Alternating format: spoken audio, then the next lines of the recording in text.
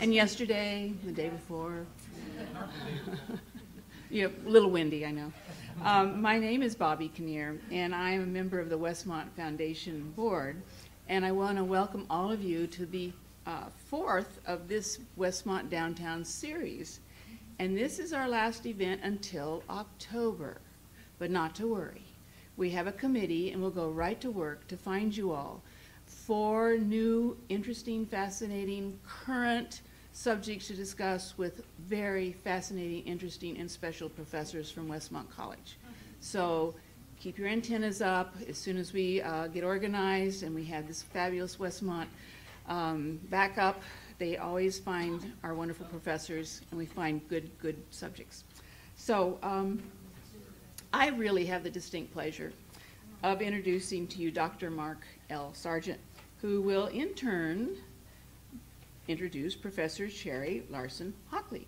So Mark Sargent is the provost of Westmont College. He joined the college in 2012. He started his academic path, first graduating from UC Santa Barbara and then earning his master's degree and doctorate in English at the Claremont Graduate University, specializing in American literature. He taught as a Fulbright Scholar at the University of Utrecht in the Netherlands, and has written widely on history, literature, film, and higher education. For his research on William Bradford, the English separatist leader at Plymouth Colony in Massachusetts, he received the White Hill Prize in Early American History. After holding administrative roles in Biola University and Spring Arbor College, he became provost at Gordon College in Massachusetts in 1996, and has been active in numerous national and international organizations. In 2008, the Council of Independent Colleges gave him the National Chief Academic Officers Award. His wife Arlene and 2 of his children have been students at Westmont. Thank you all.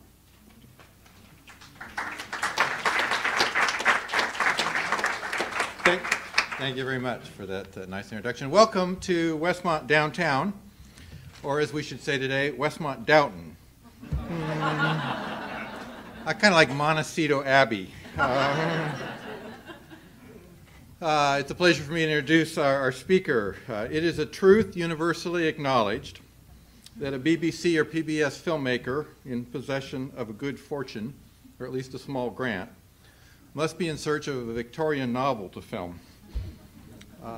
I imagine that our interest in 19th century themes is not going to abate anytime soon. College students often talk very affectionately about Jane Austen and Emily Bronte and Charles Dickens and many significant figures from 19th century English literature. I can easily imagine my 20-year-old daughter, some 30 years from now, talking to her children about which of the 38 film versions of Pride and Prejudice she likes best. We do seem to have a love affair with English country room and stories and countryside stories. And here to give us some thoughts about why that is so is Cheri Larsen Hoeckley. Cheri is a professor of English at Westmont. She is also the coordinator of our Gender Studies program. And along with her husband, Chris, she has been the director of several study abroad trips for Westmont.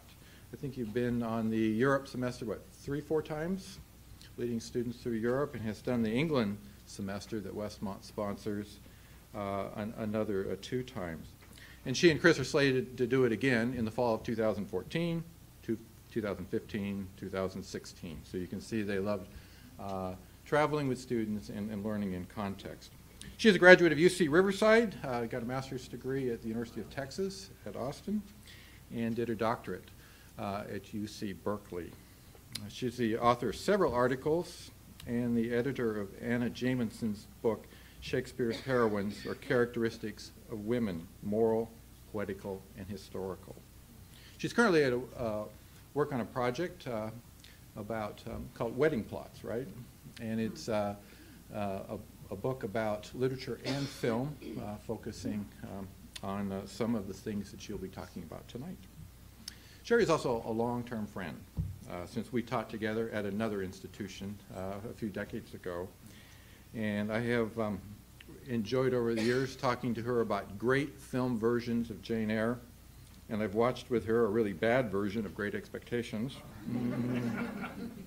In fact, last fall, when I was in England on business, I had a chance to connect with Cheri and her husband because they were leading the Westmont in England program. And where did we first meet on that trip? At the Charles Dickens coffee shop in London, which was perfect.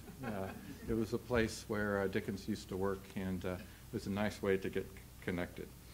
So here to take us back into the world of the imagination of the 19th century, and to take us back into the 19th century that we imagine, is Cheri Larsen Hoeckley. Welcome.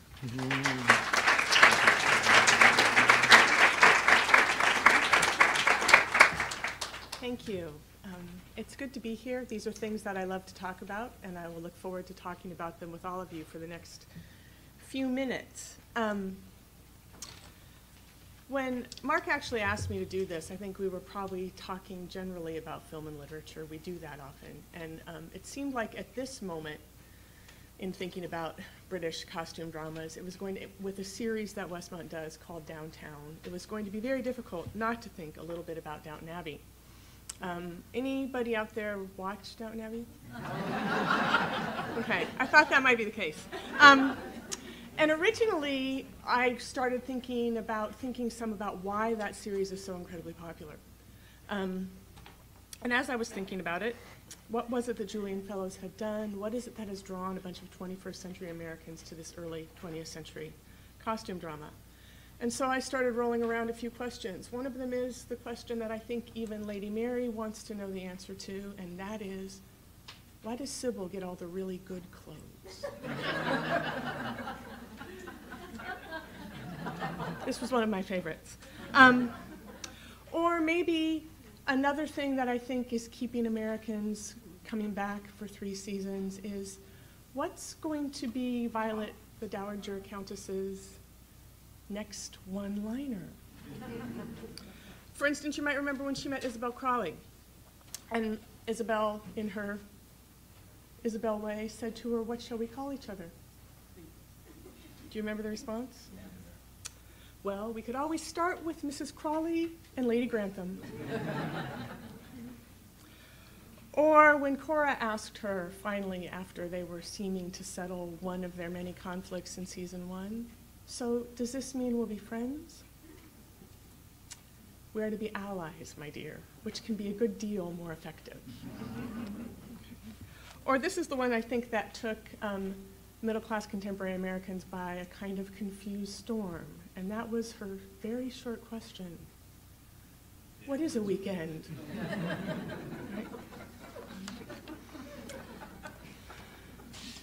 Or maybe like me, you just kind of got caught up. As this has been talked about over all kinds of social media, people were choosing their teams. And I kept finding myself, I'm not Team Mary, I'm not Team Sybil. I was, in fact, Team Daisy. And part of what I think is the attraction for a lot of us for Daisy is, how do you put 3 meals on the table and an endless supply of tea for a titled family and their entire staff before Cuisinarts and KitchenAids and any number of, and it takes a whole lot more than a staff. It takes everything Mrs. Patmore knows. And more of what Mrs. Patmore knows, and more staff. If you are interested, you should know. I was delighted to find out, yes, you can get the Downton Abbey cookbook. I strongly recommend the crepes, particularly if you can get Jennifer Sailman to come and cook them for you. Okay? She was my introduction to this recipe book and some of the ways that the popularity keeps going. But maybe it's just that we've enjoyed the escape of being dazzled by English scenery. I do think sometimes that's just it. Or maybe in the complications and the busyness of our lives, we're drawn to struggling humans who, even in their struggle, somehow manage to make heartbreak, or war, or prison, or the drudgery of housekeeping somehow seem beautiful. I think, like all period dramas, Downton Abbey melds the historical angle of its own age with the questions that we seem to be asking. So as we watch these people for 3 seasons, many of us, quite faithfully, struggle with what it means to watch the class system loosen in Britain in the early 21st century. We also, under Julian Fellowes' guidance, I think, watch them deal more generally with questions of difference. What's it mean to live not always entirely well, but to continue to try to live with people across differences of not only class and gender, but national identity and religious identity, sexual identity, political position. As they keep trying to work these things out, I think in somewhere there are things that actually resonate with our lives in these beautiful settings. And I think for most costume dramas, that's some of where the appeal is. In the gap between when the film was made and when the film is evoking for us, there's some sense that we're given of a connection between our lives and theirs. From my experience with the reception history of Victorian novels, which is really where I'm most comfortable, and if I have a little technological breakdown today, you'll know that. I'd be a lot more confident up here if everything was happening on a real book and a real page. But my experience with that seems to suggest that this is a little bit more than a bandwagon phenomena that we're seeing with Downton Abbey, and that these texts we share together really do form community. When you see it in the 19th century, you see this kind of, the one that's most watched is not just the one that's most watched, it's the one that's most talked about. So not only is there the resonance of questions, but this happened in the 19th century all the time. When novels were coming out serially, which I think is something we forget, it's wonderful to remind students who are counting pages over the course of the semester as they're trying to get through one of my Victorian novel classes, that if they had been reading David Copperfield in the 1870s, they would have only been able to get about 25 pages, and then they would have had to wait a month before they could get the rest. And that change in a reader's experience and what it means that everybody talks about those small bits before the next serial installment comes out is something that I think gets mimicked for us on an occasion like Downton Abbey. We only have that little bit, and then we all wait together. And that real shift in reading practices is something that I think is worth thinking about, and the way it kind of forms community. Those of you who are members of book clubs know that. The reading is fun, the talking about it is often even more fun. But not all costume dramas, of course, are literary adaptations. I'm going to move tonight to talk primarily about literary adaptations. And the ones that I want to be able to think about most particularly are going to be Pride and Prejudice and Jane Eyre. But I want to run through a couple of stills before we get to those clips to think a little bit about what the novel might be doing. Okay? One thing that I'm aware of, and I suspect if you all showed up tonight, you're pretty willing to give over to literary adaptations or films as things that are worth talking about. But besides thinking about how they form community, one thing that I think is important to be aware of when we talk about the novel to film is the place that the novel had in the 19th century, which was not high culture, as many of you know. They were seen as possibly as, but when I think about my own kids and the internet, a lot of 19th century criticism of the novel comes up. They were a waste of young people's time. They taught them things they didn't really need to know and kept them from learning the things they should know. They made them think about things that would make them silly rather than more intelligent and hardworking, particularly if they were female. These arguments were often gendered. But let me just take, for instance, for you, a review that Elizabeth Eastlake wrote when she first read Jane Eyre, when Jane Eyre had first come out in 1948. Altogether, the autobiography of Jane Eyre is preeminently an anti-Christian composition. There is that pervading tone of ungodly discontent, which is at once the most prominent and most subtle evil in which the law and the pulpit, which all civilized society, in fact, has at the present day to contend with. We do not hesitate to say that the tone of mind and thought, which has overthrown authority and violated every code, human and divine, abroad, and fostered Chartism and rebellion at home, is the same which has also written Jane Eyre. Notice that what Elizabeth Eastlake objects to is not the potential for sexual scandal that Jane Eyre could be said to model. Jane almost commits bigamy. But it's ungodly discontent. It's the way that it makes Jane uneasy with the life that she has. Okay. Other critics in the 19th century joined Eastlake in claiming that novels prompted too deep an attachment to an imaginary, or dare I say, virtual world. Okay. And that attachment was generally seen as problematic for developing healthy social relationships and a sense of work ethic and productive citizenry and community responsibility. So novels haven't always been understood as higher art. And I think when we think about the way we talk about film adaptations, it's important to remember the place that novels played when many of the adaptations we're reading were first being written and the sources that these adaptations come from. Okay. And that'll be some of what I hope we have a little bit of a chance to think about today. Most of what a film does as a genre, I think, is help us see. To see things, if it's working, it helps us see things in a novel we might not have seen otherwise. And that's some of what I want to talk about tonight. I recognize, though, and I just want to make this one caveat for any of you out there who are primarily film buffs, I recognize that as a particularly literary question. Okay? When we look at film adaptations for what they can show us about what novels are, we're thinking about primarily how it's like a novel, not necessarily all the time how it is a film. Okay? If we were talking about films that weren't adaptations, we might be prompted to ask an entirely different set of questions, that's to say. But I want to be sure that the literary questions are in some way not, that we know, the literary questions are in some way not taking a film on its own terms sometimes. What we want to see is how it helps us read, and that's different from what we might ask if we were thinking critically about, and somehow in this moment the only film I can think of is Skyfall. Thinking critically about whatever film you might think critically about more than you would think critically about Skyfall. But we may not be starting with the most fundamental questions for film studies, that's to say. But we are thinking, to think well about how film helps us read, we have to think about all the elements of film: lighting, costuming, casting, sound, soundtrack, editing, camera angles, screen space. All of those things, I think, come into reading. And so to some degree, you have to do the same kind of close analysis you're doing when you're reading a novel well. And I think a lot of times that's where the fun comes in. There are a lot of good possibilities for well-known scenes to consider. And that's part of why some of you, when you came in, might have seen, I was just running some of my favorite literary adaptations across the screen for a while. I hope you've come with yours, and when I would look forward to talking about those tonight. But part of what I wanted to do is just pick up a few of my favorites that I think give us some good possibilities for how we might think about the connections between film and novels, or how film can help us see novels differently.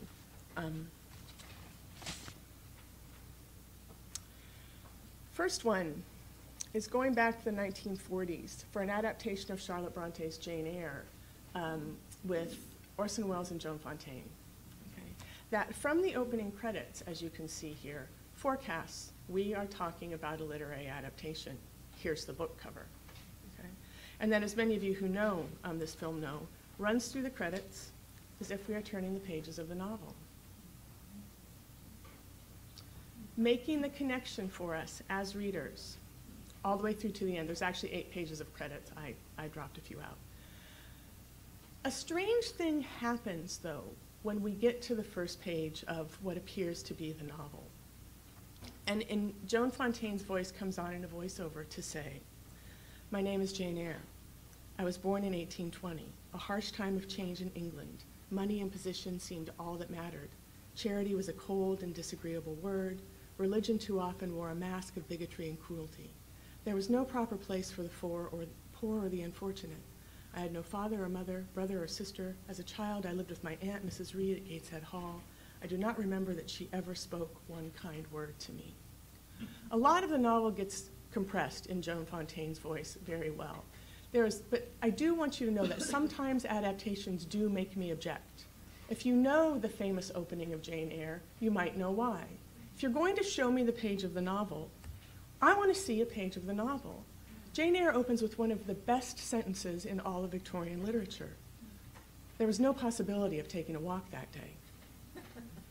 It's a completely disorienting opening. Throws the reader off kilter. We don't know anything about Jane, and we have to catch up fast and figure it out. Okay? I can recognize how the narrative compression is helpful in catching us up in some sense with the novel.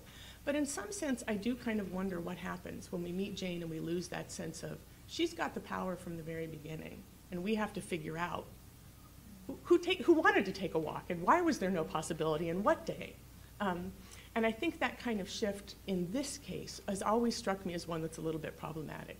So while I will spend most of the evening talking about what I think is really cool that films have made us see about novels, I do want to just put my cards on the table that occasionally I find myself going, huh? And this one, though it goes on, really, you should see the Orson Welles and Joan Fontaine Jane Eyre if you haven't. It's fabulous. Just get past the opening credits and remember that that's not really the opening of the novel. Okay. We will look at some films in color, I promise. But David Lean's adaptations of Charles Dickens, in that opening slide I had, you saw his Oliver Twist. This is his Great Expectations, also from the 1940s. Captures something that Dickens does narratively, I think, unlike what we miss in the Jane Eyre. When we're looking at Lean's Great Expectations, have any of you seen this? No. Wow. Oh, you people have good fun to look forward to. You can get it on Netflix, and it's worth doing.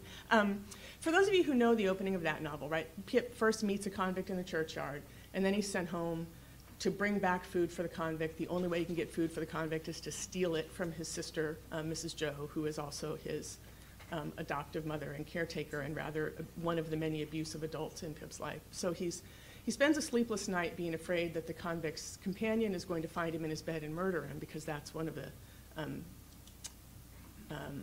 warnings that he's been given, and then spends the morning sneaking food out and running back to the convict, afraid that Mrs. Joe is going to catch him because he's stolen from her.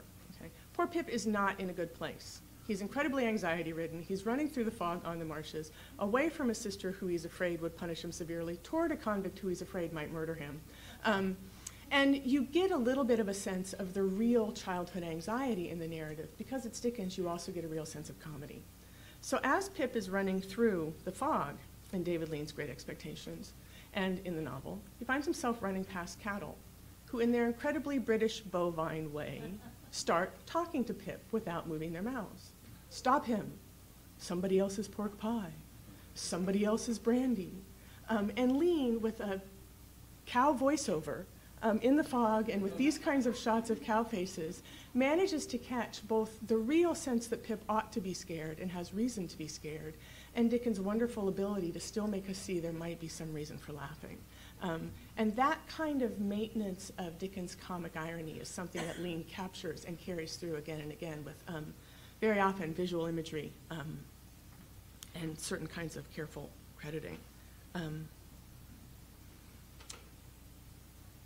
How about the BBC David Copperfield? Is that one that's familiar to many of you? You might recognize in this cast, I'm sorry, these clips are a little bit blurry.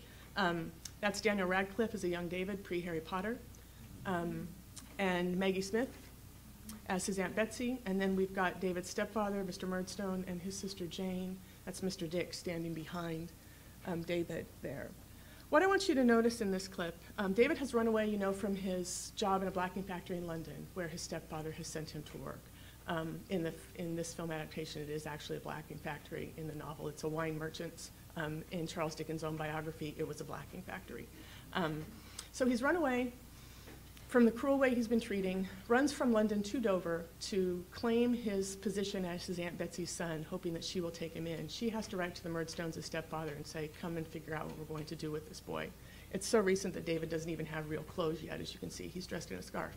But what I want you to notice here is the lighting, the scene blocking, the costumes, the setting. Now consider this original illustration from Dickens' novel.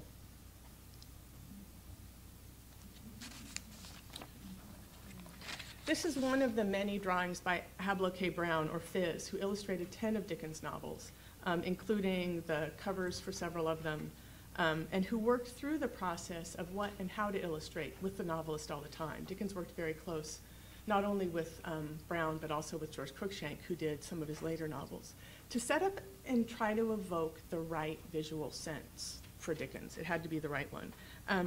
Part of what I think these illustrations remind us is that very often a novelist did have a vision in his head.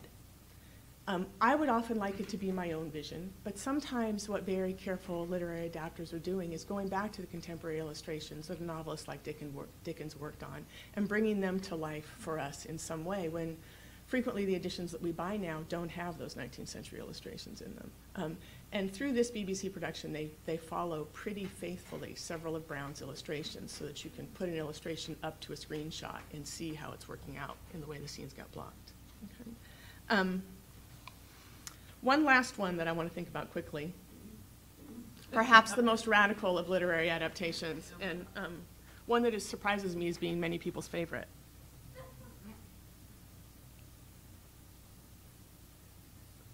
Do you know what novel this adaptation is? Emma. Emma, right. Can't you see it? This is Jane Austen's Emma, or Amy Heckerling's Clueless, set in 20th century Beverly Hills, late 20th century Beverly Hills, with Emma, the Emma figure there in the center on her cell phone is Cher, who goes through all of the same kinds of crisis of identity, errors in matchmaking, coming to figure out who she really is that we watch young Emma Woodhouse go through in Austen's novel, including a discernment of a love for the brother figure in her life, who in Cher's case is actually her father's ex-wife's son, who she keeps insisting is not her stepbrother. And in fact, I suppose, maybe isn't. Toward the end of the novel, they manage to work out that relationship. Now, Emma and Mr. Knightley, of course, because it's the early 19th century and Emma is 19, can get married without ruffling any feathers. A high school senior choosing to get married at the end of a film in the late 20th century would seem odd to many of us, and particularly of this social class. And yet Heckerling knows some of what might be appropriate or barely appropriate. So instead of having Emma and Mr. Knightley, or Josh and Cher, get married, she manages to concoct a marriage between the high school guidance counselor and debate teacher. So we get the Austen wedding at the end of Clueless that we might expect, even though the wedding scene has to be switched a little bit. But we don't know who it is that's getting married. We're told we're about to get a wedding, and then this is the cut that the camera makes. And I think this is just brilliant use of camera angle and photography. That's Cher and Josh. Notice the dark suit, the bouquet, the pale dress, the fuzzy background that seems to indicate decorations for a party. Before we're told it's Miss Geiss and the debate teacher, it looks like it's Josh and Cher. So what Heckerling evokes visually is that fantasy of the Austenian heroine wedding, and then we're told no. In this case, actually, the happy ending is going to be the two real adults to get married. But I think that ability to play with a pun is also playing with Austen's very honed awareness by the end of her novel career that everybody knew they were working toward marriage when they got to her novels. One of her most famous kind of accounts of that comes toward the end of Northanger Abbey, when she tells us, or refers to us as my readers, who will see in the telltale compression of the pages before them that we are all hastening together to perfect felicity. If we're getting to the end of the novel, there must be a marriage out there, right? The means by which the early marriage was effected can be the only doubt. That there's going to be a marriage, if the pages are running out, there can be no doubt. Okay? And this, I think, is what Amy Heckerling, one of the many things that Amy Heckerling gets as she thinks about how to move Austen forward in some ways. Okay? I chose this list of scenes because they raise several of the questions that I find people voicing when they're thinking about film as an interpretive lens for literature. The scenes that I've just mentioned invite multiple possibilities, I think, for how we might read film. The role of star power, translation of verbal to visual, visual comedy or visual puns, long-standing heritage of links between verbal art of the novel and the visual art of the novel in illustrations or stage adaptations, an awareness of historical shifts in readership, or enjoying the artistic challenge of the necessary narrative compression when a screenwriter and director shift from a 600-page novel to a 110-minute film, or even to a 9-hour adaptation. I want to look at the Pride and Prejudice clip this evening, but those of you who know Middlemarch know also that to get it adapted the first time Andrew Davies did it, it took 9 hours. Just recently I've learned that he is apparently working on a Hollywood film-length version of Middlemarch, which I am excited about, but I cannot imagine. So we'll see how you can get that into something that people will sit through in one sitting. Part of what I want to look at tonight, though, are two clips that take a different strategy from any of the others that I've looked at, and that is the extrapolated scene. The scene that sometimes make us say, that's not in the novel. Okay? But they are two scenes, I think, that, well, one of them is famous, maybe infamous, but they also, I think, make us appreciate what film might be doing, because it is film and not literature. What can it do with the visual and the way it makes us think about what's going on in a novel? And then once it's done that, how can it make us think about the novel differently? Okay. So first, let's look at that most infamous one. And if you'll give me just a second, I'm going to hook up to sound.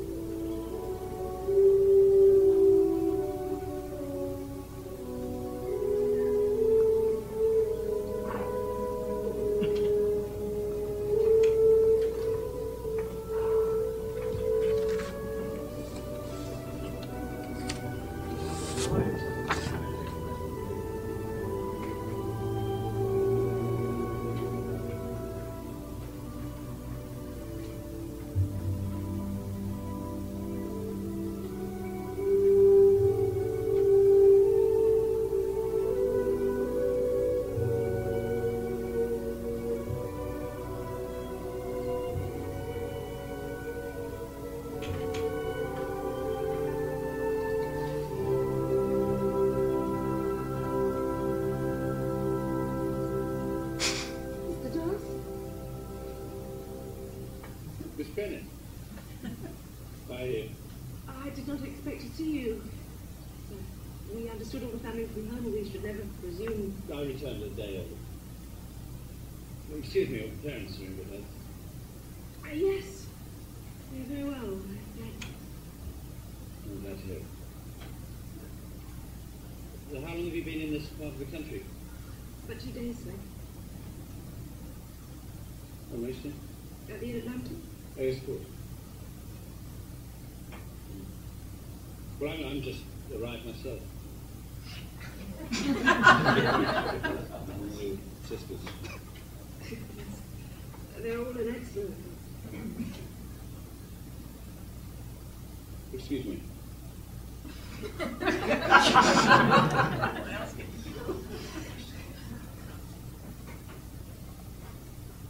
The man himself, I presume. Just as handsome as in his portrait, though perhaps a little less formally attired.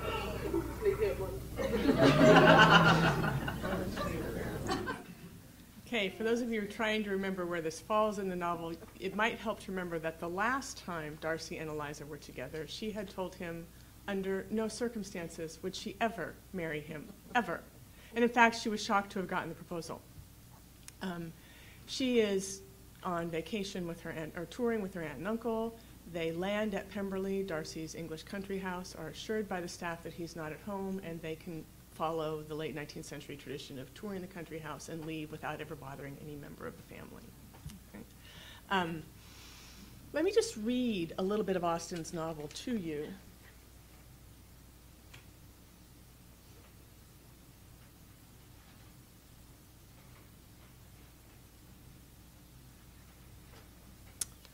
This is from chapter 43 of Pride and Prejudice.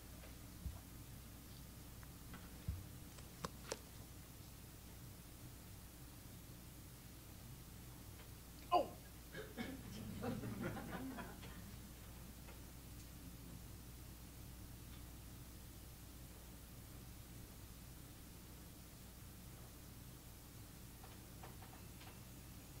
There we are. When all the house that was open to general inspection had been seen, they returned downstairs, and taking leave of the housekeeper, were consigned over to the gardener, who met them at the hall door. As they walked across the lawn toward the river, Elizabeth turned back to look again. Her uncle and aunt stopped also, and while the former was conjecturing as to the date of the building, the owner of it himself suddenly came forward from the road, which led behind it to the stables. They were within 20 yards of each other, and so abrupt was his appearance that it was impossible to avoid his sight. Their eyes instantly met, and the cheeks of each were overspread with the deepest blush. He absolutely started, and for a moment seemed immovable from the surprise, but shortly recovering himself, advanced toward the party and spoke to Elizabeth, if not in terms of perfect composure, at least of perfect civility. She had instinctively turned away, but, stopping on his approach, received his compliments with an embarrassment impossible to be overcome. Had his first appearance, or his resemblance to the picture they had just been examining, been insufficient to assure the other two that they now saw Mr. Darcy, the gardener's expression of surprise on beholding his master must immediately have told it. They stood a little aloof while he was talking to their niece, who, astonished and confused, scarcely dared lift her eyes to his face, and knew not what answer she returned to his civil inquiries after her family. Amazed at the alteration in his manner since they had last parted, every sentence that he uttered was increasing her embarrassment, and every idea of the impropriety of her being found there recurring to her mind, the few minutes in which they continued together were some of the most uncomfortable of her life.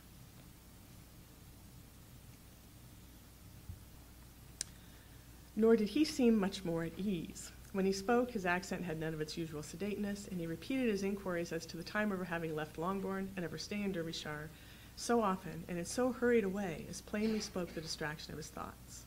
At length, every idea seemed to fail him, and after standing a few moments without saying a word, he suddenly recollected himself and took leave. The others joined her and expressed their admonition of his figure, but Elizabeth heard not a word, and wholly engrossed by her own feelings, followed them in silence. No indication there of a dripping wet Darcy, right? We don't see it. But other than her romance plots, I think one of the things that draw us to Jane Austen is her ability to get in her character's head. We see what they're thinking, we know what they're thinking, and they think things that draw us to them and make us want to be them. The careful reader of Austen will notice that we get into her female characters' heads. And we never have that experience of Darcy or Edward Ferrars or Mr. Knightley. It's not something that she does. When she narrates the consciousness of one of her characters, it's always a female character. And so I think part of what we see in this scene, and Andrew Davies does it in other cases, this is just the most famous one, is what it takes then to try to visually display what Austen's heroes are thinking. Okay? And as somebody who I won't name just said to me thinking about this scene tonight, it's the 20th century version of a cold shower. Okay? This is where we see Darcy's, you know he's in love with Elizabeth. You know he has no idea what to do with that attraction. You know he can't figure out where to go. And into the weedy pond he goes. Okay? We get some of Darcy's interiority there in a way that doesn't require that Davies create dialogue for him. Okay?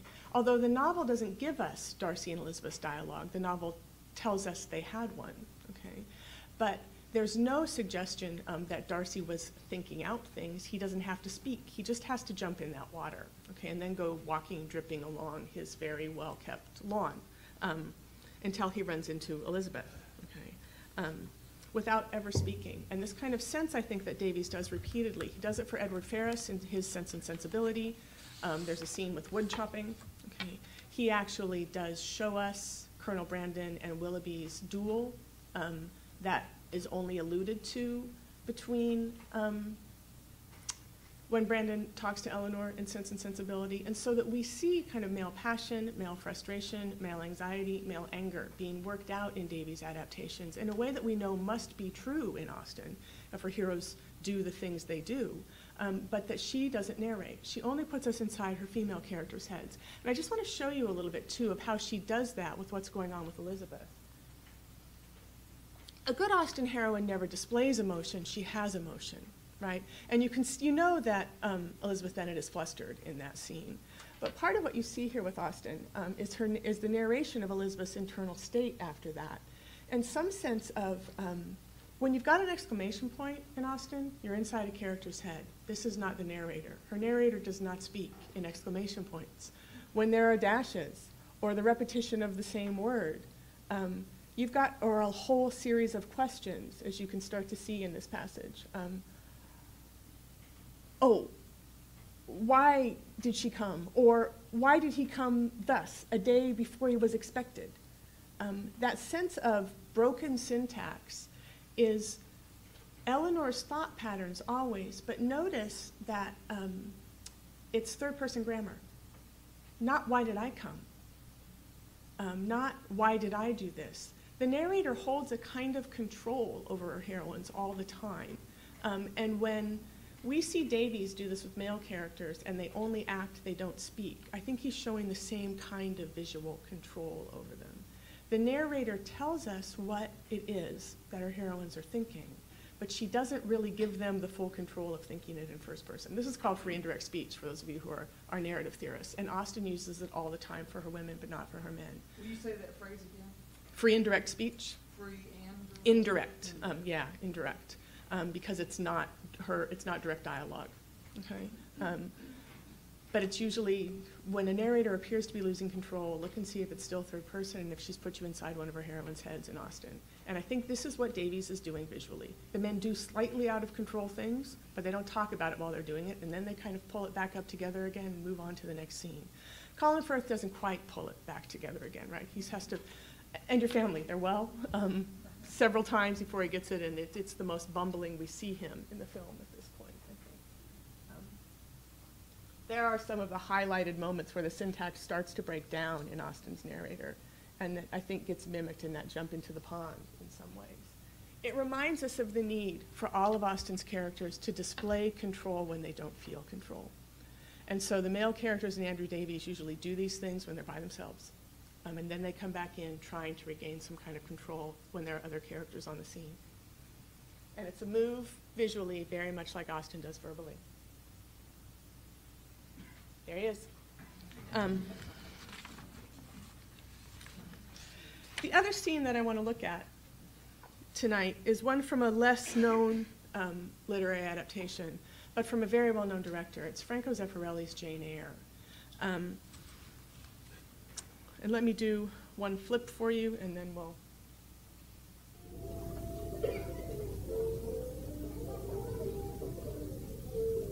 You taught you to draw. I taught myself. I used to keep books. My aunt reads them, and then it's like copy pictures. You draw very well. Not really. You do. You have a gift. You're lucky. Helen? Can I draw a portrait of you? Me? Yes. Take off your bonnet. You have such pretty hair.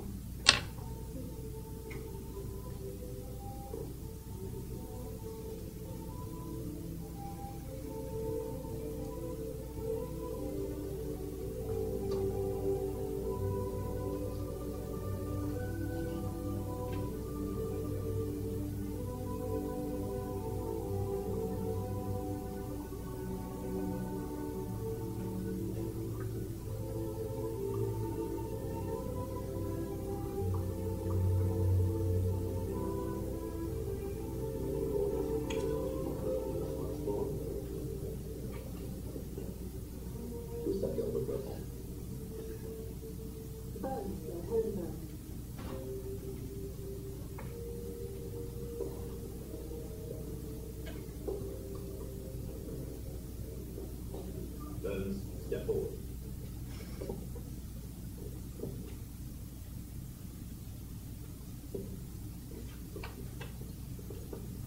Dante.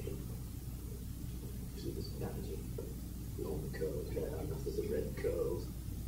It is in defiance of every recent principle of this school. You know that as well as I do.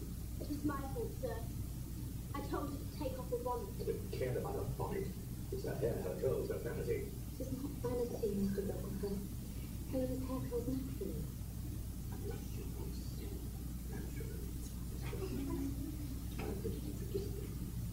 I am here to correct nature, so are you, Miss Jekyll. Well, let him arrange the hair so that it does not offend you. Offending me is not the issue. It is the child's vanity that must be suppressed. Remove far from me vanity and lies. Proverbs chapter 30, verse 8. The girl's hair shall be cut off. No! Did someone speak? Why did you punish her for the way God made her hair? Fetch the scissors. You, Jane Eyre.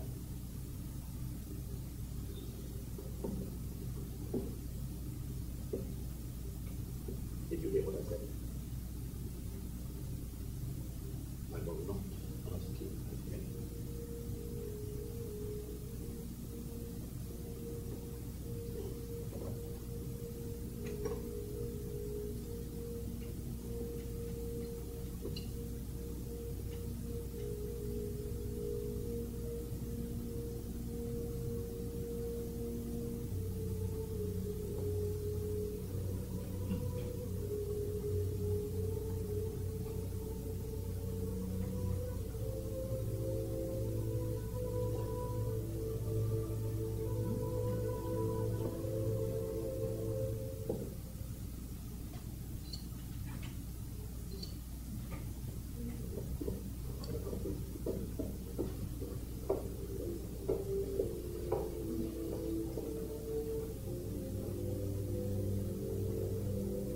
Your hair will grow again soon.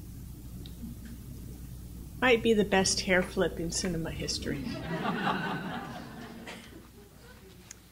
But I think part of what Zeffirelli gives us there through that narrative compression in one scene is a real sense of Jane's sense of justice and her refusal to accept propriety in the face of injustice. Poor Helen.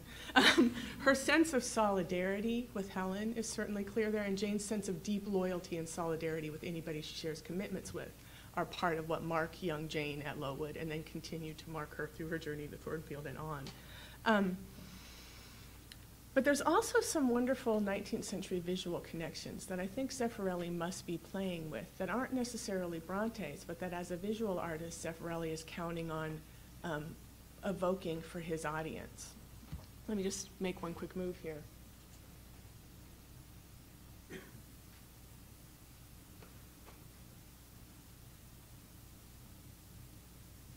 maybe not quick at all.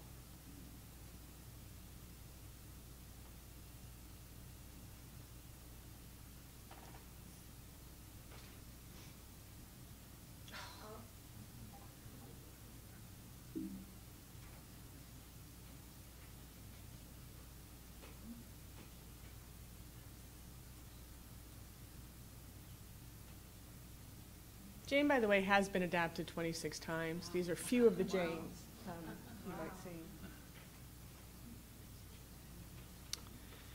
This is one of the Pre-Raphaelite painter Dante Gabriel Rossetti's paintings. The Pre-Raphaelites prided themselves on painting women with hair unbound in a kind of visual demonstration of an objection to what they saw as excessive restraint in the period, also as an homage to female beauty.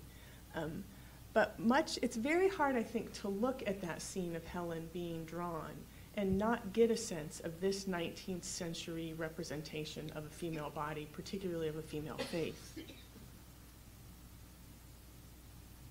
This is Rossetti's Lilith. Rossetti's Ophelia. Unfortunately, I couldn't get a clear copy of the image. I don't know if you can see her hair floating in the water there. But obviously a lot of attention to light on clothing as well. to female hair, to contrasts in colors that are very sharp, and very often, not in the case of Ophelia, but to representations of women who are in some way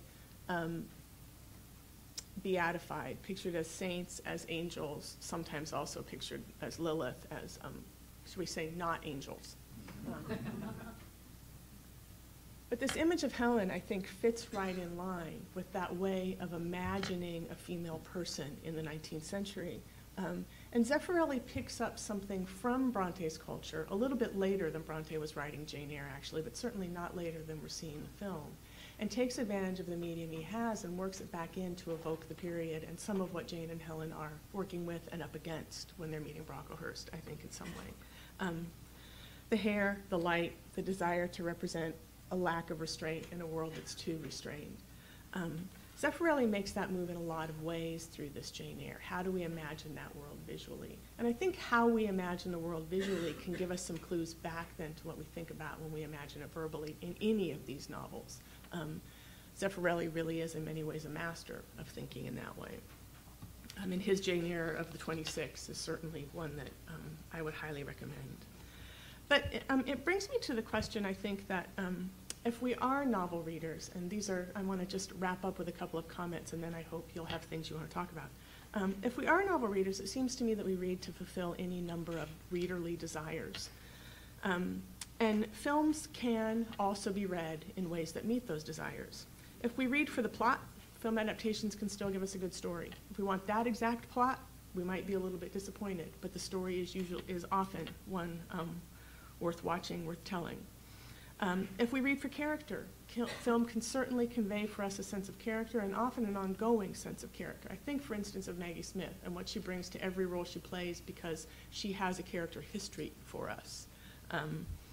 Or now, poor Colin Firth, who has said actually in public that he's thought about having his name legally changed in England to Mr. Darcy, so that people would come up to him and say, "You're not Mr. Darcy," and that would be a refreshing change. But we may not get the exact language of a character's thought, but I think part of what the Davies and the Zeffirelli adaptation remind us is if we don't get the exact language, sometimes we get the visual pun that can convey some of the same power of that character's thought. And we get character conveyed through costuming, through staging, through editing, through lighting, through sound, and often through star power. If we read because we love the power of words, I would want to argue that film can still fulfill that desire for us. Much of what we get when we're watching film is reading film, even if we don't get dialogue. The power of words for us is a way of looking closely at what's there very often. Words are only powerful if we look at them closely and take them seriously. And this way of reading film, I think, can remind us that we can look seriously at the things that language the things that language has given us visually, and think again about some way we might analyze a passage in the novel.